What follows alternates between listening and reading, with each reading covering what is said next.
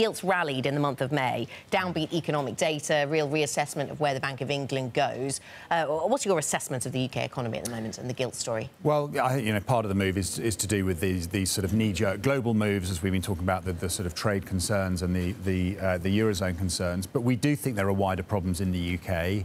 We've been concerned all along that the economy isn't really re-accelerating and doesn't merit rate hikes. Even the one we saw in November, we think was unnecessary. And the data in Q1 really was poor. Now, the Bank of England is more willing to attribute that to bad weather than the ONS is at the moment, and we think there is something more fundamental going on here. Growth isn't going to re-accelerate in our view, so rate hikes won't transpire. In that environment, that anchors the fact that short-end yields will stay low, should anchor longer yields as well. We think gilts outperform against other markets.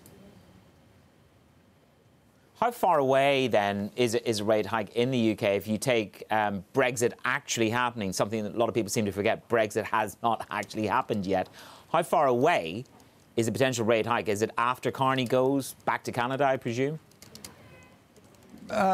Possibly. I mean, for us, as I say, and in fact, to be fair, if you look at the Bank of England's forecast, they are based on an orderly transition, a smooth exit from the Eurozone. If we see from the EU, if we see all of that, then there is scope for the economy, given how low unemployment is and how hopefully robust and stable the global economy is, there's scope for the UK to do better.